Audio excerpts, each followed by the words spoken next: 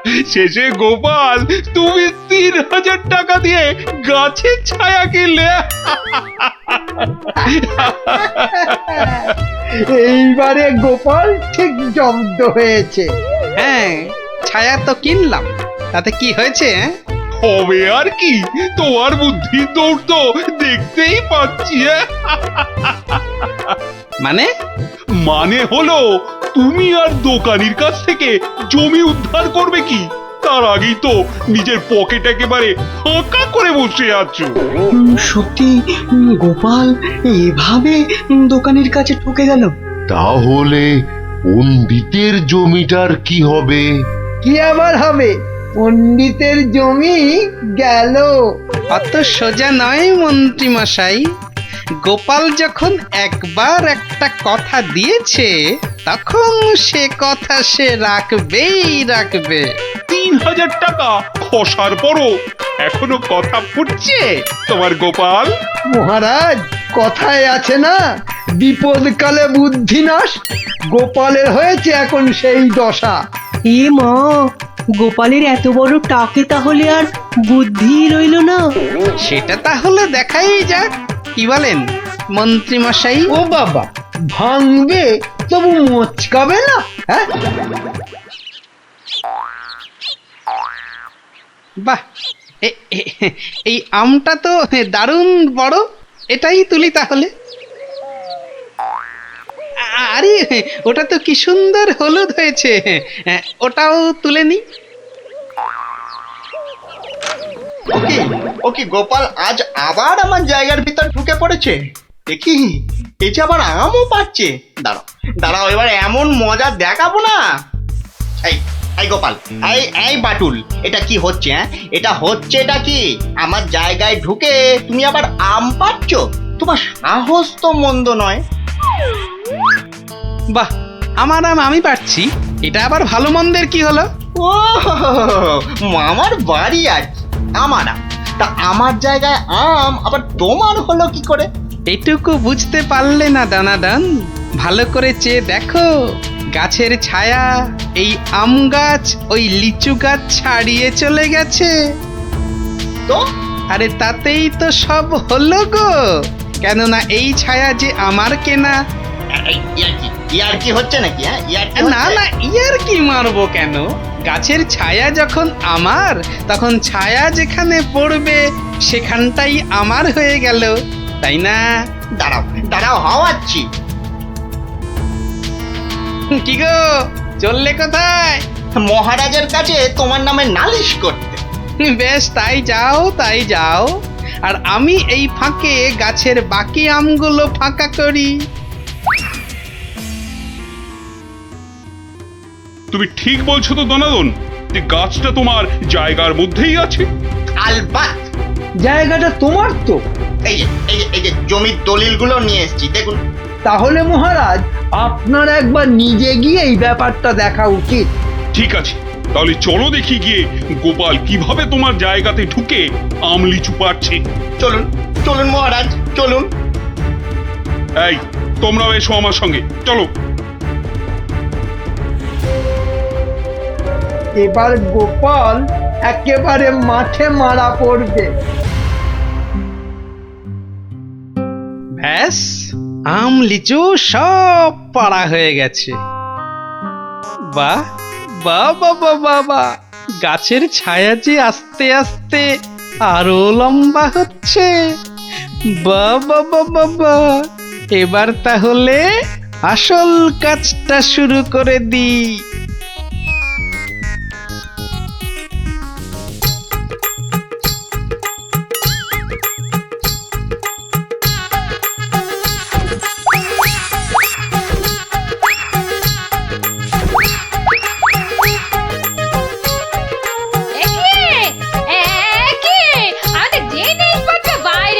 কেননা এখন আর এটা তোমাদের ঘর নেই বলে। ভালো করে চেয়ে দেখো, চেয়ে দেখো, গাছের ছায়া এই ঘরে ঢুকে পড়েছে। তাতে কি? আরে তাতেই তো সব। যা যা যা, বাইরে যা।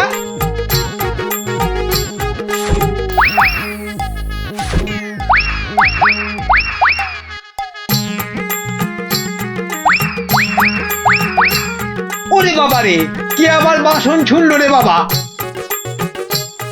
কি হলো কি হলো? ভেতরে আসুন, ভেতরে তাড়াতাড়ি আসুন মহারাজ। ভেতরে মনে হচ্ছে কোনো একটা বড় গন্ডগোল হয়েছে। হ্যাঁ চলো তো, চলো তো। এ কি গোপাল আমার ঘরের সব বাসন গোপাল কি পাগল হয়ে গেল নাকি? গাছের ছায়ার দিকে তাকান, ওটা যে এখন এই ঘরে ঢুকে পড়েছে। তো ব্যাস, আর তাতেই তো সব শেষ। থামো গোপাল থামো, এসব হেঁয়ালি রাখো তো এখন। না মহারাজ, আপনি বা আপনারা সবাই জানেন যে 3000 টাকা দিয়ে ওই গাছের ছায়া আমি দনাদনের কাছ থেকে কিনেছি। তাতে কি আমার মাথা কিনে নিয়েছো নাকি? হুম, ওই গাছের ছায়া যত দূর যাবে তত দূর পর্যন্ত যে আমার হয়ে যাবে। একই মামদবাজি নাকি? হ্যাঁ তাহলে তাহলে নিজের চোখেই দেখুন মহারাজ, গোপাল কি যাতা আরম্ভ করেছে দেখুন। বাহ, রাস্তায় পড়া গাছের ছায়ায় যদি দাঁড়াতে গেলে সেই গাছের ছায়া কিনতে হয়, তাহলে গাছের ছায়া যত দূর যাবে সেটাই বা ছায়া যে কিনেছে তার হবে না কেন?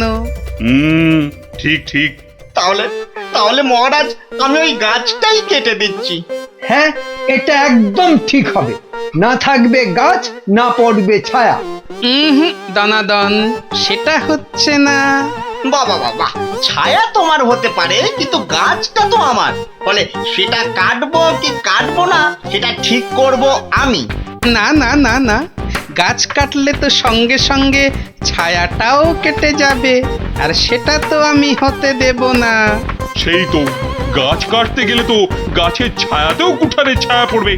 না না না না না না, সেটা তো তুমি পারবে না দোকানি।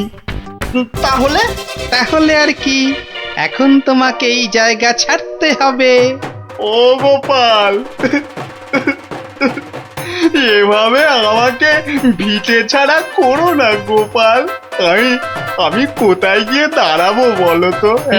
হতে পারে যদি তুমি পণ্ডিতের পাঠশালার জায়গাটা ফিরিয়ে দাও, আর পণ্ডিতের নাম তোমার সঙ্গে ওই দলিলে ঢুকিয়ে দাও। বেশ বেশ বেশ বেশ তাই হবে। ও হ্যাঁ, আমার 3000 টাকাও ফেরত দিও। তুমি যেমনটা বলবে ঠিক তেমনটাই হবে। ধন্য গোপাল ধন্য, তোমার বুদ্ধির সত্যি কোনো জবাব নেই। একটা বাঁটুলটা এবারেও ফসকে গেল।